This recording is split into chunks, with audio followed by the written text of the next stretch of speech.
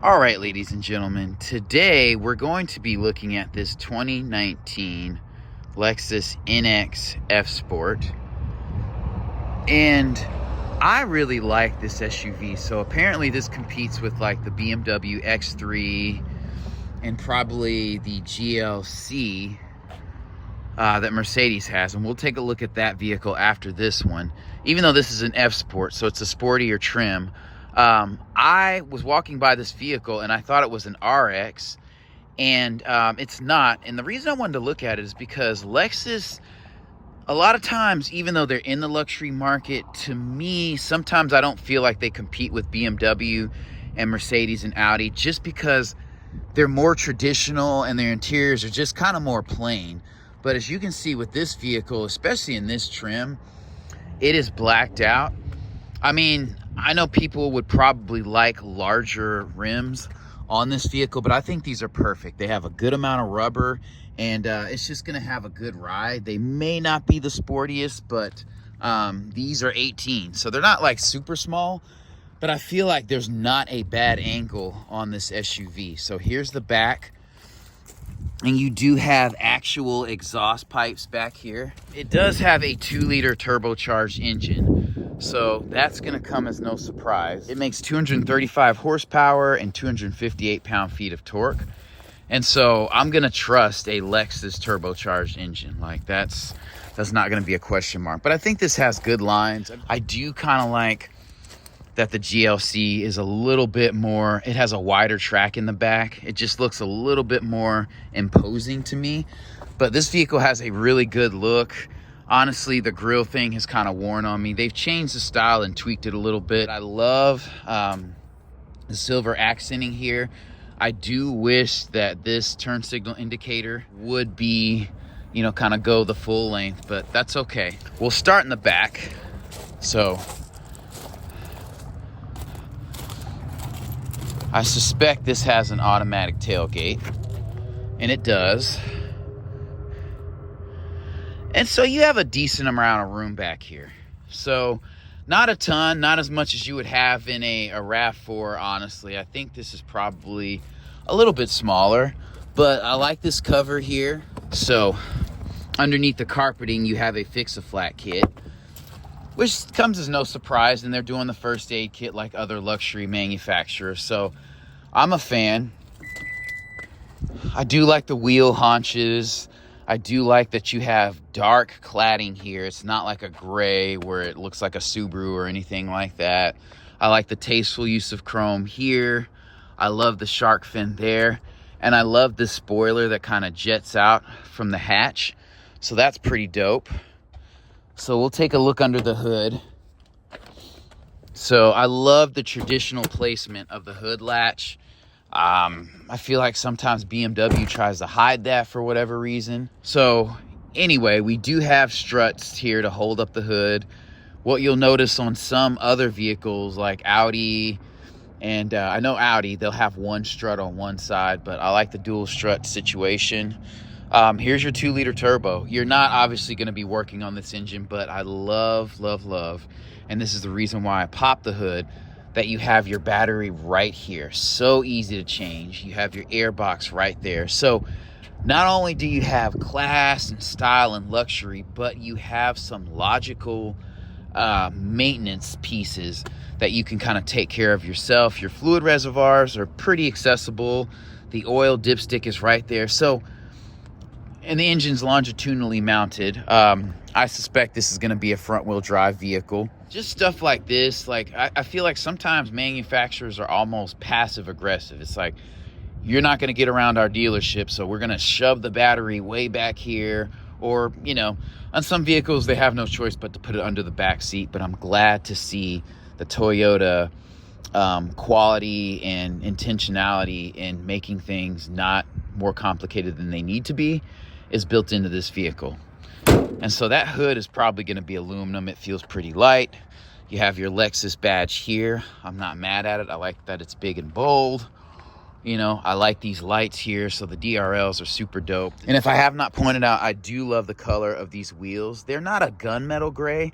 They're like a darker stainless steel. So I don't know, maybe they're titanium colored instead of tungsten colored, is what I'd probably say. Obviously, this is going to be soft touch here.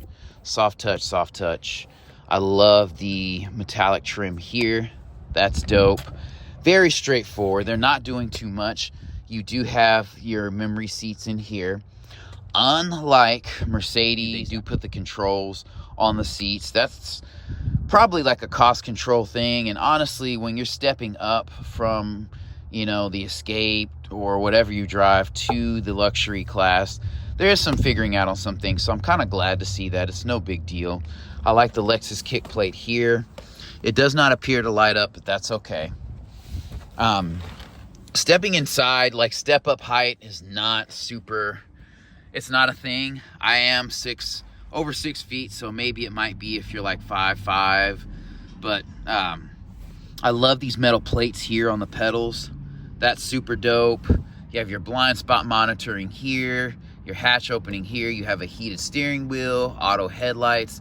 I love the simplicity of this buttonry. You just can't beat it. So that is super, super fantastic. Side curtain airbags.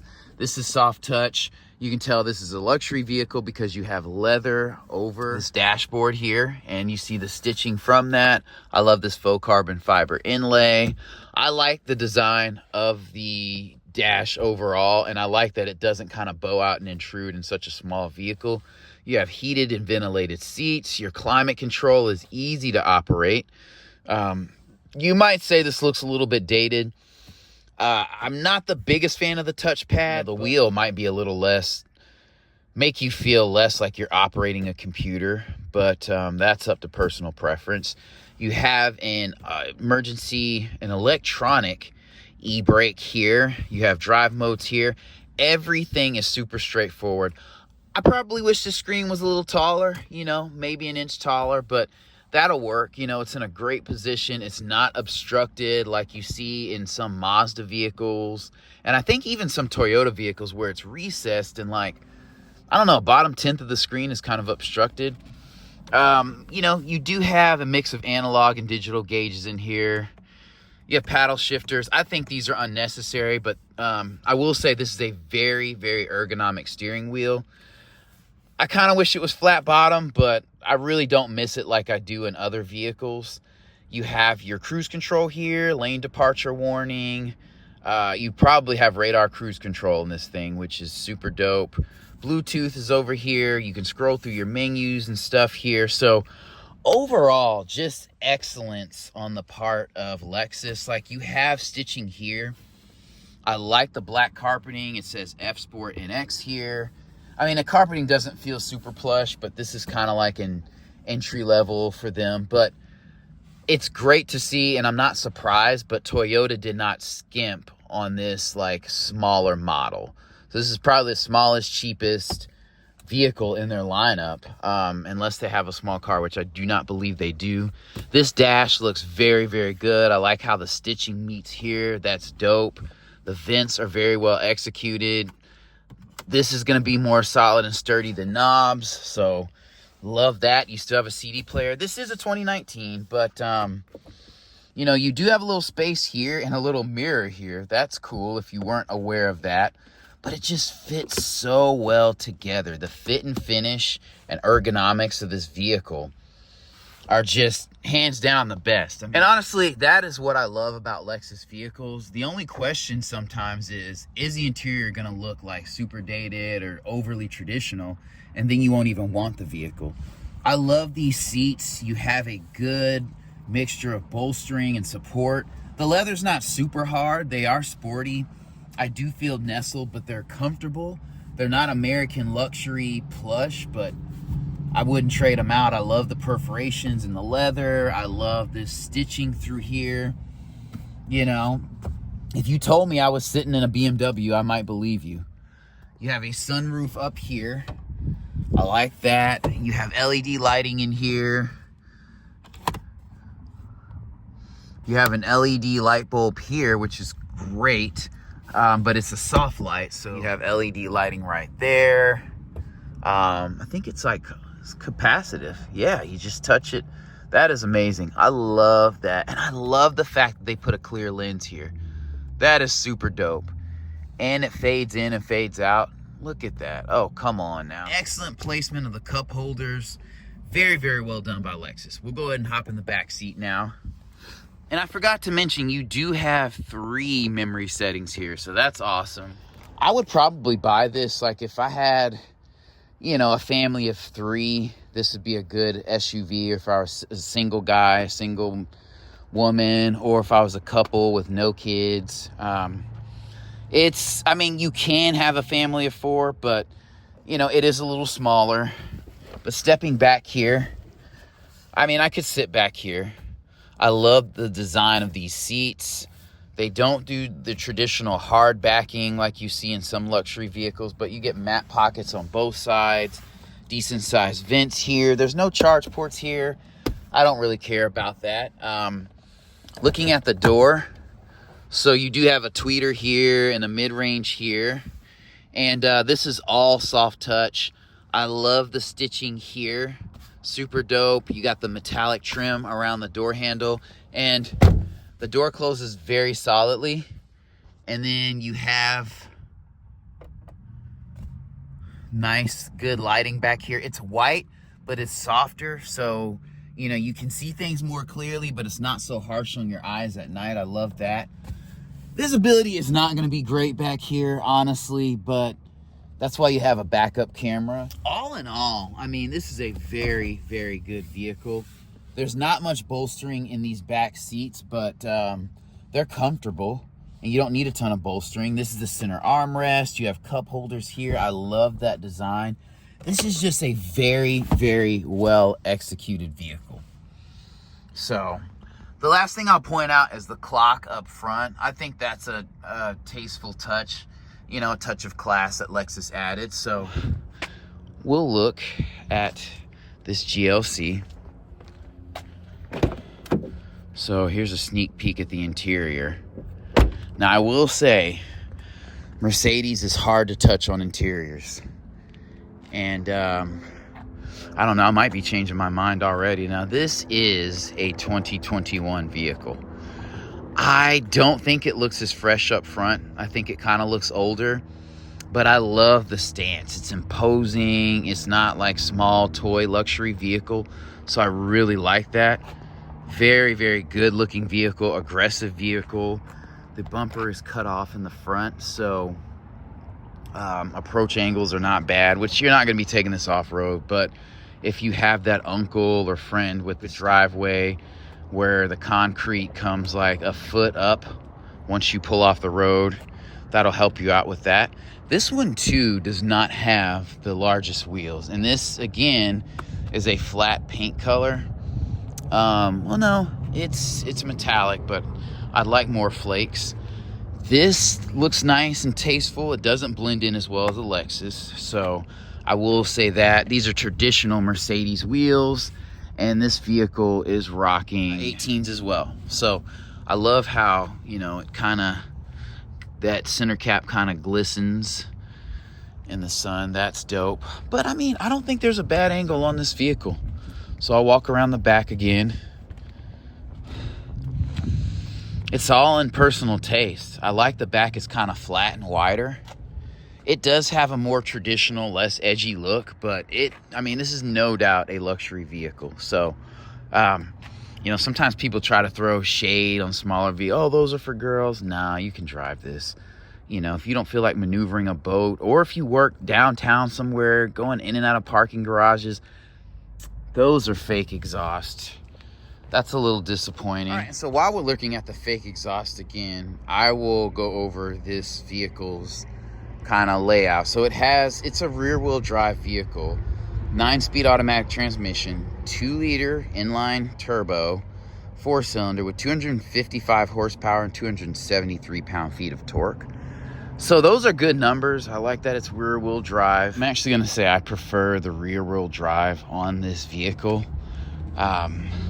So we will look at this tailgate, which is also automatic.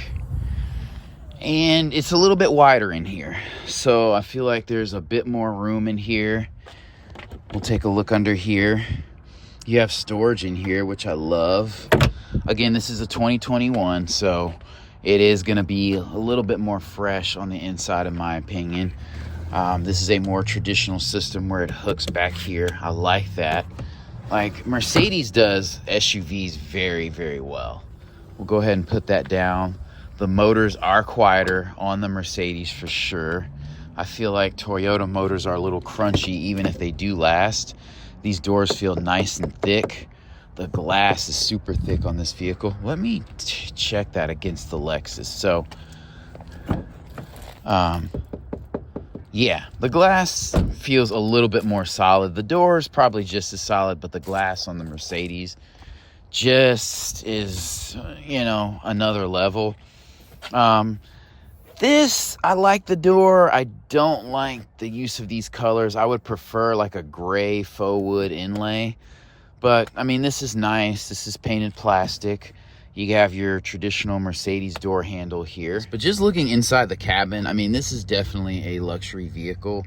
I love how, I mean, the seating is kind of flat. There isn't any bolstering, but, and this is probably leatherette. I don't think it's real leather, but you do have perforations in here. I like that. This feels soft, and I love the stitching in the seat. But we'll go ahead and sit back here. You have about the same amount of room as you do in the NX. So this is definitely a 4-seater vehicle. You have more room in the back, but you don't want to pile 5 adults in here. You have vents back here. Open and close them this way. And you actually do have a charging option back here. The old house port. Mercedes tends to do that. And then you have the traditional port here. And then your mat pockets here are like hard plastic. And then the back of this seat is hard as well. And as you can see, the cockpit here, I'm not gonna lie, like the interior looks better to me in part because it's lighter. I love cream colored interiors, and the contrast here, you know, with that black faux wood there looks really, really good. I mean, I would probably give the edge to the Mercedes. I'm not throwing shade on the Lexus, but I think it competes better than traditional Lexus, the middle and larger SUVs and cars. They tend to be more traditional and just don't stack up as well. They don't look as modern or fresh inside to me. But one other thing I like about Mercedes is these doors, these pillars look a bit thicker. The plastic shroud kind of coming over the door. It just feels more substantial. The door closes just as solidly. The Lexus may even have like a harder, stronger thunk. But I like the way Mercedes executes these doors with the plastic pillars over here. That glass is very substantial. And it's a contrast to me because one thing I hate about Volkswagens, and it's not a luxury brand, I get that, but the glass just feels so cheap and not supported. This silver I can do without. I would love to have, like I said, faux wood and just some kind of painted metal color around that speaker grill, but that's okay. Looking in the back, you don't have great visibility, but that's okay. And it looks like you have options to have speakers back here. And there's some nice LED lighting, as you can tell. There's LED lighting throughout the cabin. It is a soft, kind of semi-yellow LED, so I love that. We'll go ahead and hop into the front and take a look. And I will say, I love the tasteful use of chrome here. I like the chrome on the door handles just because it's not chrome, but this will wear better than the paint to me. So you won't see scratches as bad, and it's just a better look, honestly. This is like a matte chrome color, if that is even a thing. You do have the Mercedes-Benz kick plate. I love this design better with the memory seats. This just is a better touch of luxury to me.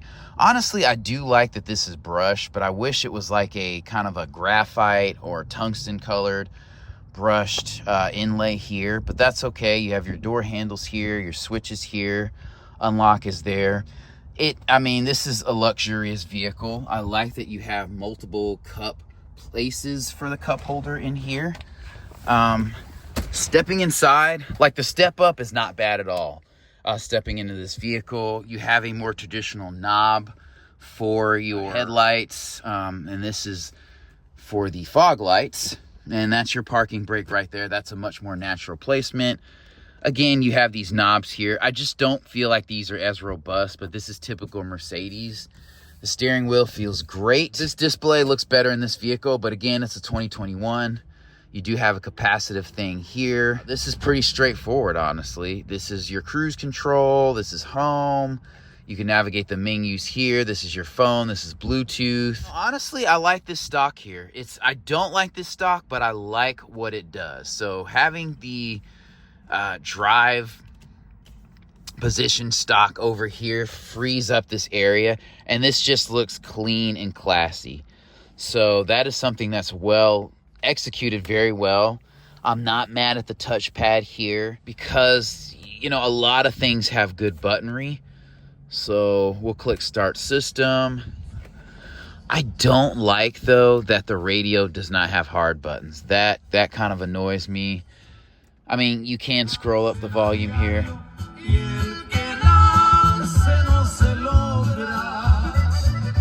I will say that the audio sounds clean and crisp, so that's dope. I absolutely love this wood inlay here. This is so great. I love the placement of the cup holders. You have a charge port here. You have your parking sensors here. Automatic stop start. You have various cameras here. You can cut the radio off here, which you press that button. And I think if you press it again, well, you have to hit system off there. This screen is not the biggest. Obviously, you know, it has some larger borders here. I don't know if you can see that, but we'll cut this back on. The physical bezels on this thing are quite large, but that's okay. It's probably the same size screen that's in the Lexus. I love the this display in the middle here. This center stack, it looks a little bit cleaner because this is larger. This is not touch sensitive, by the way. Wiper stock is here. You can control headlights here. This is soft touch. This does not feel as solid in this Mercedes GLC. I like the stitching, and I like the dark design of the dash in the Lexus better, but to me, like, these interiors are a toss-up. There are drawbacks to this, you know, tan color. This looks a little dingy. This seatbelt looks a little dingy. The reason why I feel like this is leatherette is because it's so clean and so firm, and it doesn't look like it has wear. And leatherette wears better than actual leather, honestly.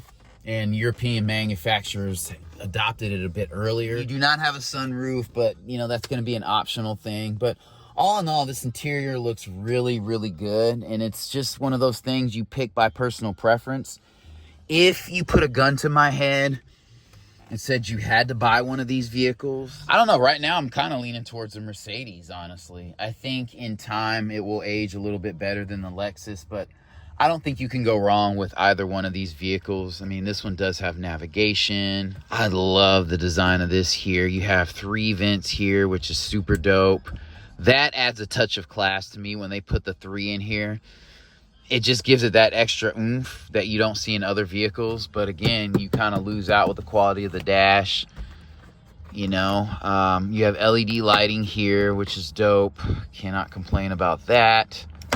And yeah, you have your microphone here. Everything is pretty straightforward. I like the jeweling design that they use, you know, in their LED lights. But we'll go ahead and pop the trunk, the hood, and see what's underneath. And this is what I'm talking about with Mercedes. Like, they kind of hide the hood release, so you got to kind of go digging for it.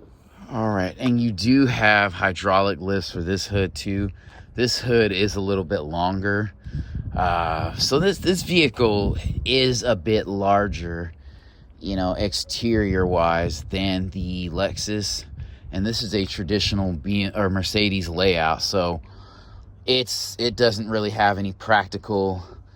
It's not very practical at all. Like, you can't really see where your fluid reservoirs are. The dipstick is kind of hidden. I'm sure if you lift this up, you can get to things.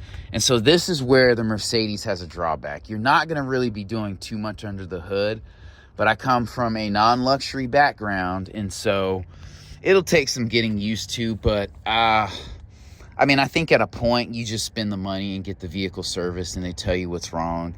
and you kind of decide from there.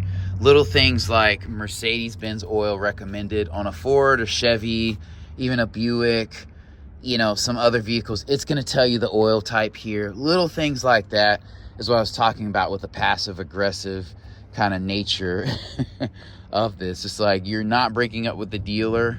The battery, I don't know where it is. I'm not going to try to find out. I would use the manual in the car.